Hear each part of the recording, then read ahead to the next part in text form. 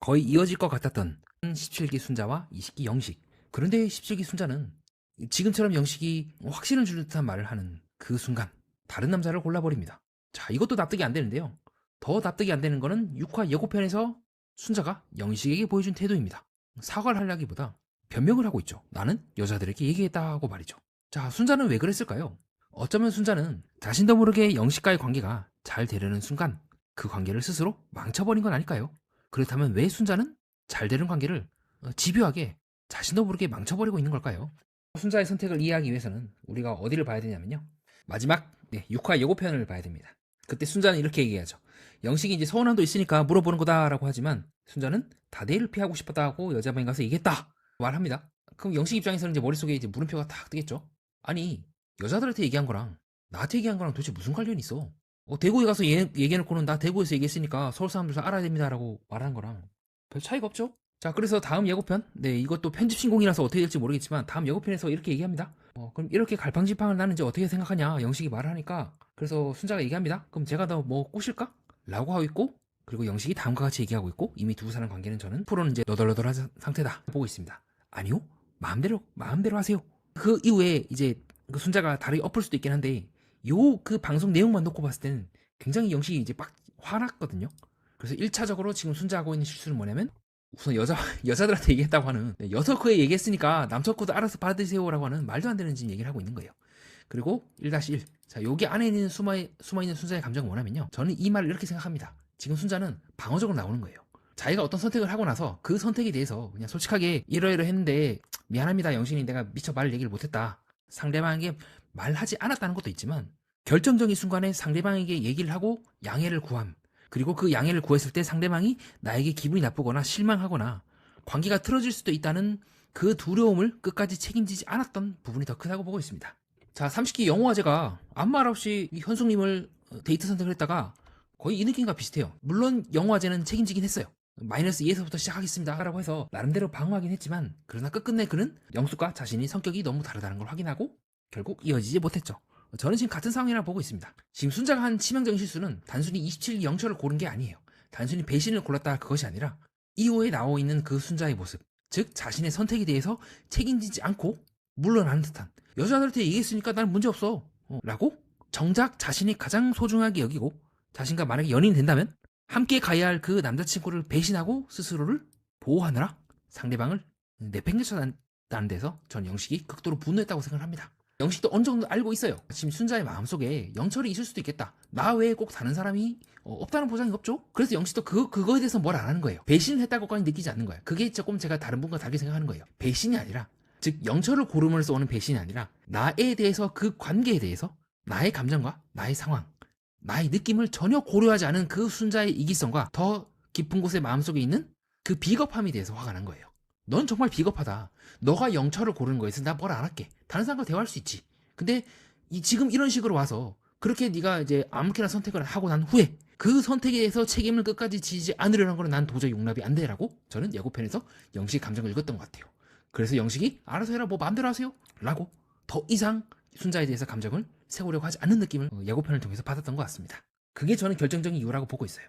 즉 두 사람 모두 이 지금 17기 순자도 그렇고 영호화제도 그렇고 상대방을 기분 나쁘게 하고 상대방을 실망시킬 수 있다는 그 지점에서 도망친 거예요. 그리고 그 도망이 오히려 상황을 더 악화시킨 겁니다. 물러나지 말았어야 되는데 정말 내가 소중하게 여기는 사람이라면 그 소중하게 여기는 그 사람의 감정을 우선시 여기고 나의 자존심을 둘째로 생각을 해야 되는데 두 사람 모두가 지금 반대로 했다고요. 그래서 이 관계가 어그러진 거예요. 자, 그럼 두 번째로 이제 순자가 했던 두 번째 치명적인 실수는 뭐냐? 그리고 왜 순자는 지금 이 상황에서 갑자기 뜬금없이 이제 영철을 골랐는가? 거기에 대한 저의 생각은 다른 것 같습니다. 순자는 인터뷰할 때 그렇게 얘기해요. 나는 다대일이 싫어서 이렇게 선택을 했습니다. 저는 그 말을 있는 그대로 보지 않습니다. 이게 다른 분과 저희 차이긴 한데요. 순자가 피하고 싶었던 거는 다대일이 아닌 것 같아요. 그 순간에 제가 느끼고 있는 순자는 앞에 있는 1번과 연관이 있어요. 다대일을 하면서 끌려가는 자기 자신을 용서할 수 없기 때문에, 그게 더 용납할 수 없기 때문에 영철을 골랐다고 저는 보고 있어요. 즉 이 선택을 한 그 순간에도 여전히 순자는 영식을 1순위로 영식의 눈으로 세상을 보고 있는 것이 아니라 끝끝내 집요하게 자신의 눈으로 세상을 보고 있는 거예요. 그래서 영식이랑 대화를 할 때 그렇게 얘기하죠. 나 이렇게 갈팡질팡한 나에 대해서 어떻게 생각하냐? 왜 영식이 이 말을 했겠습니까? 지금 내가 보고 있는 당신의 모습이 바로 갈팡질팡하는 모습으로 보인다 그럼 내가 어떻게 당신에게 고를 할 수 있겠어? 그리고 내가 나름대로 손난로를 주고 나 영자한테 손난로 줬어? 나 안 줬어. 난 당신한테만 손난로 줬어. 당신이 그렇게 여자들한테 얘기했다면 여자들도 알 텐데 대충. 거기 있는 사람 중에서 내가 손난로를 많아 줬다면 여자들이 가만히 있을까?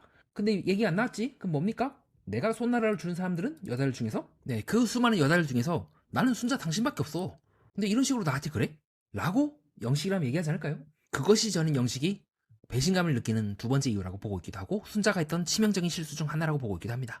결국 너는 다대일을 하고 나서 그럼에도 불구하고 나와 함께 했다는 걸 선택하는 것이 아닌 다대일을 통해서 상처받을 자기 자신의 자존심을 우선시한 거네. 결국 너에 대한 나의 감정은 너에 대한 너의 감정보다 미치네. 결국 너는 궁극적으로 너가 사랑하는 대상은 내가 아니라 너 자신이잖아 라는 말을 영식은 하고 싶지 않았을까요? 그렇기 때문에 어떤 분께서 매니아님 순자를 보면서 그런 생각이 들어요. 왜 순자는 자꾸 결정적인 순간에 스스로 판을 꼴까요? 에 대한 답이 될 수 있다고 보고 있습니다. 사랑이라는 건 제가 늘 말씀드리지만 자기 포기에 가깝다고 하죠. 순자는 자기 포기를 하는 그 순간에 물러나요.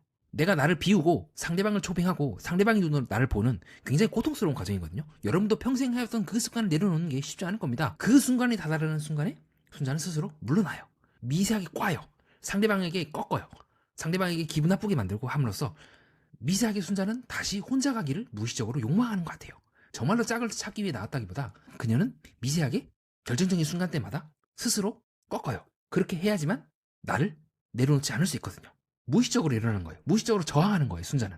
이번에 이 사건을 단순히 이제 영식을 통수치고 영숙이 통수쳐도 그래도 불구하고 나를 이제 좋아하는지 안 하는지 체크하겠다는 의미로만은 보기 어렵다는 것이 만약에 17기 때도 순자가 지금 같은 실수를 계속해서 반복했다면 그것은 하나의 패턴인 거고 그 패턴에는 나름의 이유가 있다고 보는 지점이기도 합니다.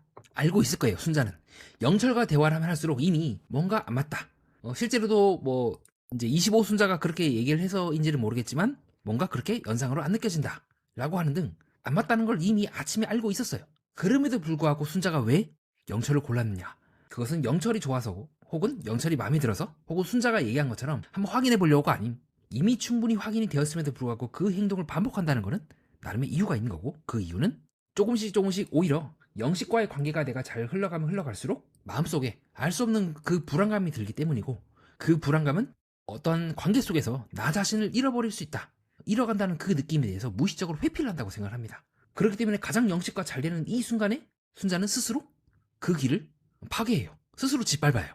영식 입장에서는 황당하겠죠. 정말 나는 이제 관계가 잘 될 거라 생각하고 쭉쭉 나아가고 있는데 갑자기 상대방이 꺾어버리는 거예요. 뭐지? 왜?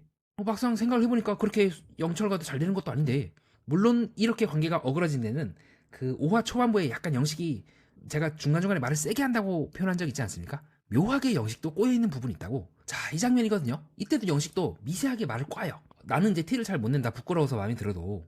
그러자 영식이 이제 얘기하거든요. 밥그릇을 챙겨주면 라면을 떠서 줘야지. 한 그릇 더 먹으면 되지. 라고 미세하게 말을 꼬면서 또 호감을 표현해요. 지금처럼 해도 돼. 아니야. 더 티 안 내도 돼. 라고 하는 등 호감 반응과 아닌 반응을 이제 동시에 내면서 미세하게 순자에 대해서 좀 약간 기분 나쁘게 하는 듯한 말이 있어요. 저는 제가 만약에 순자를 한다면 이런 부분들이 조금 이제 기분 나빴을 것 같긴 해요.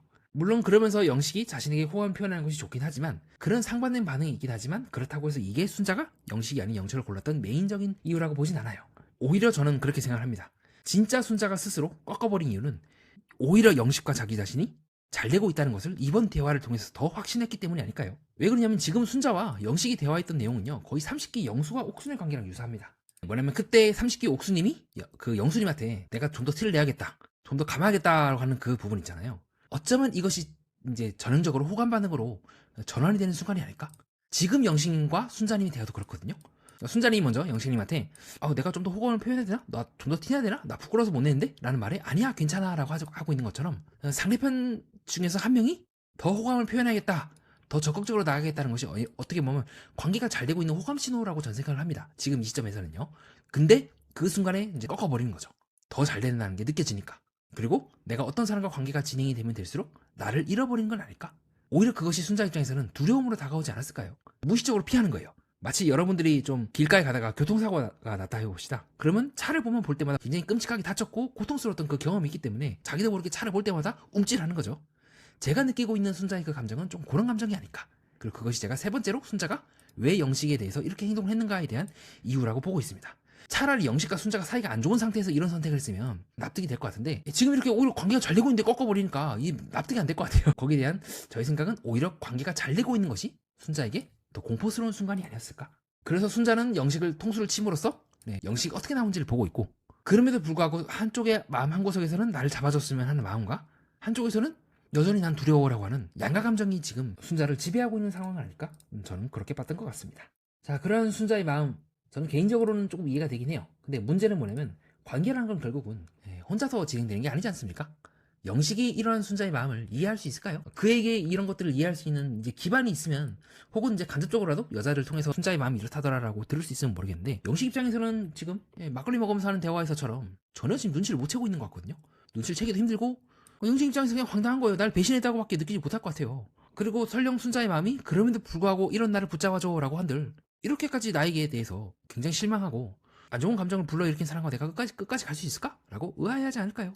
그것이 제가 순자의 마음에 대해서 어쩌면 이런 이유이지 않을까라고 공감을 하면서도 동시에 공감할 수 없는 이유이기도 합니다. 그녀만 놓고 봤을 때는 상관이 없지만 다른 사람과의 관계에서 지점에서는 마냥 옹호하기도 어려운 부분이기도 하죠. 자, 그리고 그 두 사람의 사이를 우리 영자가 지금 치고 들어오고 있습니다. 제가 느끼고 있는 영자와 영식의 관계는 정말 영식이 영자에 대해서 호감을 간다기보다 가장 영식이 멘탈적으로 지금 흔들리고 그러고 상태에 있을 때 영자가 집요하게 영식을 보면서 판을 읽고 그 사이를 후비고 있다고 보고 있는데요. 그리고 영자 또한 그것을 알고 있기 때문에 대놓고 순자에게 선전포고를 하고 있다고 보고 있습니다. 가능성이 가장 확실할 때, 이거는 내가 엎을 수 있다. 연애까지는 모르겠지만 적어도 영식을 내가 꼬실 수 있다는 확신이 들기 때문에 저는 영자가 순자에게 대놓고 얘기를 한다고 보고 있습니다. 확신을 갖고 덤비는 거죠. 다만 저는 영자가 영식이랑 연애를 하거나 뭔가 결혼하거나 그럴 것 가능성은 낮다고 보고 있어요. 영자님한테는 죄송한 얘기지만 영자의 목표는 영식과 함께 나가서 인생을 함께 사는 것이 목표가 아닌 딱 꼬시는 그 과정을 무한히 반복하는 것이 그녀의 목적이라고 보고 있거든요. 동시에 그것은 그녀는 그 과정을 통해서 자신이 살아있다는 느낌을 느낄 겁니다. 동시에 영식도 저는 은연중에 알고 있다고 생각을 해요. 다만 방송상에서는 영식은 순자의 관계가 이제 잘 안 풀리면 안 풀릴수록 자신도 모르게 욱해서든 대체제를 찾기 위해서는 영자한테 갈 수밖에 없고 조금씩 영자에게 마음이 기울어지는 결정적인 지점이 오하라고 보고 있기도 합니다. 다만 이제 순자가 만약에 떨어져 나갔다 해봅시다. 그럼 영자와 영식과의 관계, 두 사람의 관계가 얼마큼 잘 풀러갈지는 조금 생각을 해봐야 될 것 같아요. 자, 영자님에 대해서는 다음 동영상 혹은 이번 사계 총정리할 때 말씀드리도록 하고요. 자, 그럼 이런 저의 방송을 듣고 탐정님 중 한 분이 이렇게 질문하겠죠. 아니 그럼 왜 자꾸 순자는 결정적인 순간에 좋은 남자를 놓치나? 좋은 남자도 충분히 순자에게 관심을 갖고 있는 상황인데, 거기에 대한 저의 생각은 주도권 싸움을 하다 망했다 라기보다는 관계가 진짜가 되는 순간 자기 자신을 잃을 것 같은 막연한 그 불안감을 견디지 못하고 순자 스스로 그 관계에서 철수를 하기 때문이라고 보고 있습니다. 자, 이러한 두려움은 아마 굉장히 오래됐을 거예요. 순자의 삶 전체에 걸쳐서 영향력을 주도적으로 행사하고 있고, 그것이 순자가 집요하게 나는 솔로라든가 각종 연애 프로그램이 나오면서도 여전히 관계가 안정적으로 잘 흘러가지 못하는 이유라고 보고 있습니다. 어떻게 보면 순자는 그 관계가 진짜가 된 그 순간을 감당하지 못하는 걸 수도 있고, 아니면 관계 이후에 오는 여러 가지 어떤 고통이라든가 두려움이라든가 실망이라든가 그런 거에서 도망치는 걸 수도 있고, 아니면 어쩌면 스스로가 그 관계를 나는 감당할 자격이 없다라고 스스로에 대해서 왜곡된 인식을 갖고 있을 수도 있고요. 이건 이제 뭐 전형적인 정신분석적인 해석인데, 실제 순자가 그중 어디에 해당하는지 아니면 또 다른 답이 있는지는 좀 더 지켜봐야 될 것 같습니다. 자, 그렇기 때문에 이제 탐정님이 또 다른 이런 질문을 할 수가 있겠죠. 그러면 정말 순자는 영식을 좋아한 게 맞습니까? 이렇게까지 이제 관계를 엉망으로 하는데 안 좋아하는 거 아니에요? 자, 거기에 대한 저의 생각은 다른 것 같습니다.